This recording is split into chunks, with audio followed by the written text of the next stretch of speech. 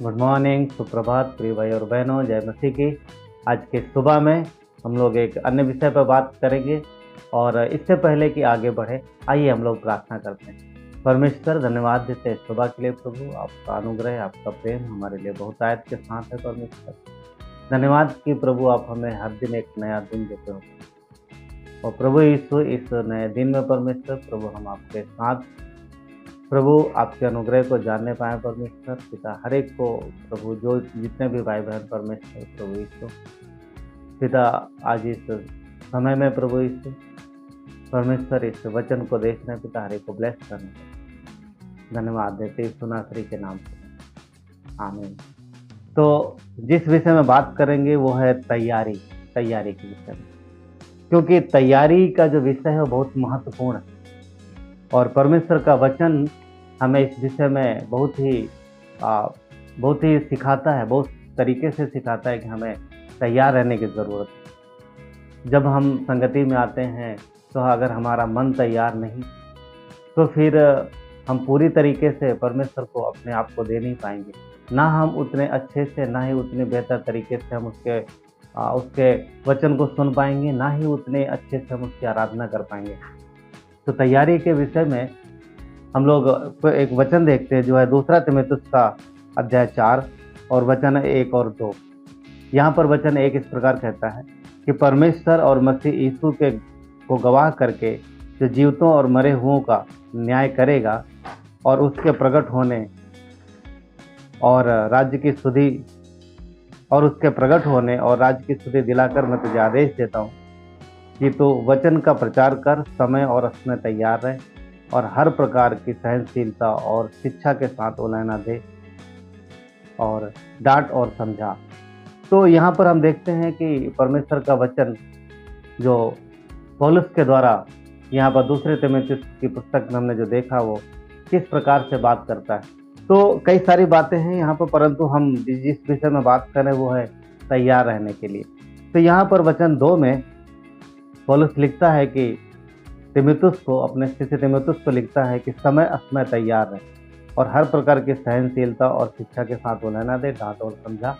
तो यहाँ पर पौलुस तैयारी के विषय में बात कर रहा है कि परमेश्वर के लोग होने के नाते हमें तैयार रहने की आवश्यकता है। परमेश्वर से रिसीव करने के लिए, परमेश्वर के सुनने के लिए हमें तैयार रहने की जरूरत है। जब हम संडे सभा में आते हैं, जब हम आराधना में आते हैं या जब हम परमेश्वर के पास बैठते हैं, तो उस समय यदि हृदय की तैयारी नहीं है, मन की तैयारी नहीं, तो फिर हम कैसे परमेश्वर के प्रेम को जान पाएंगे, कैसे उसकी इच्छा को अपने हृदय में ग्रहण कर पाएंगे।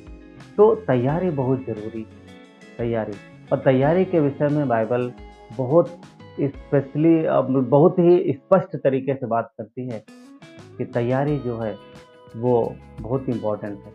तो इससे पहले कि अन्य चीज़ों की तैयारी हो, हमारे हृदय की तैयारी हो, क्योंकि अगर हृदय तैयार नहीं है तो बाकी सारी तैयारियां भी उतने अच्छे से नहीं हो पाएंगी। तो परमेश्वर इस विषय में हमें और आपको कहता है कि हम अच्छे से तैयार रहें और तैयारी जरूरी है। तो महत्वपूर्ण है मन की तैयारी। और जब हृदय तैयार होता है तो जब मन तैयार होता है तो फिर हम परमेश्वर को समर्पित होते हैं और उससे सीखने पाते, ग्रहण करने पाते, और जो भी काम हमें दिया जाता है वो हम विधिवत करने पाते।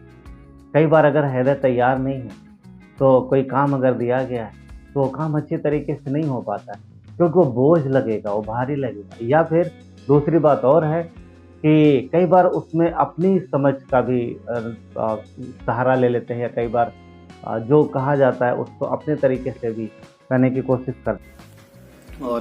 और ये इसलिए होता है कि जो हृदय है वो तैयार नहीं है, जो तैयारी है वो मन की तैयारी नहीं है, बराबर तैयारी सही से नहीं है।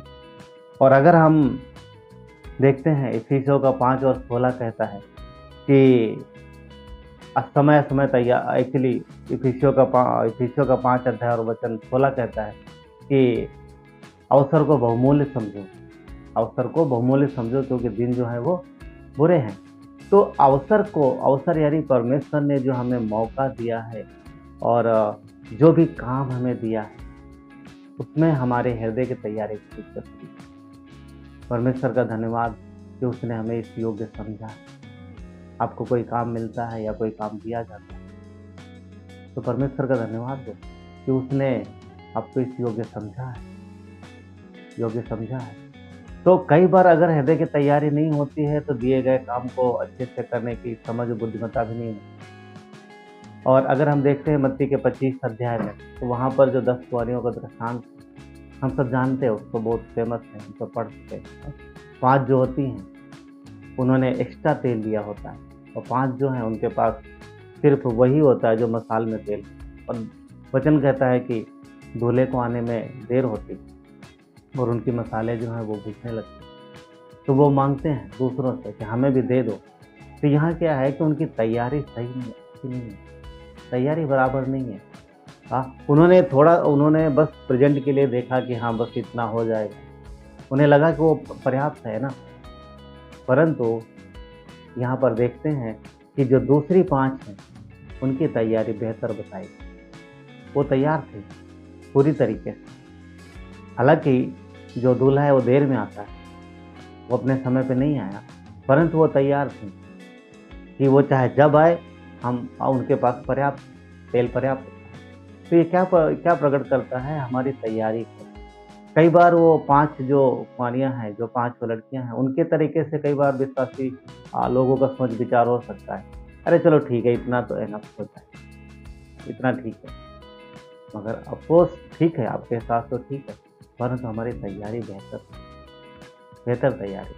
परमेश्वर कब आएगा हम और आप नहीं जानते। उसने यही बोला है तुम तैयार हो, तो हम हृदय से तैयार हैं।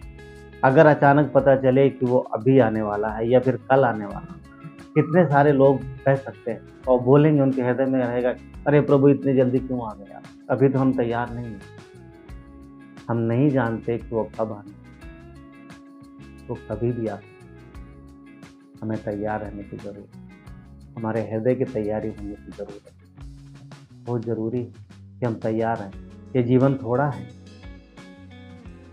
कोई भी यहाँ पर हमेशा के लिए रहने वाला नहीं।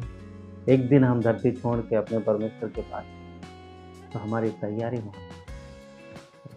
तो अगर हम यहाँ तैयार हैं तो फिर हम परमेश्वर के सामने जब पहुँचेंगे तो फिर, क्योंकि हम तैयार हैं, तो फिर हम तैयार हैं, चाहे वो जल्दी आए चाहे देर में आए। जब उसके सामने पहुँचेंगे तो हमें ये नहीं रहेगा कि नहीं प्रभु आप इतनी जल्दी क्यों आए, थोड़ा कुछ साल बाद और आते। हम तैयार हैं, तो तैयारी बहुत जरूरी है। आज किस वचन से आइए प्रार्थना करें। परमेश्वर धन्यवाद है आपके करुणा और दया के लिए प्रभु यीशु पिता।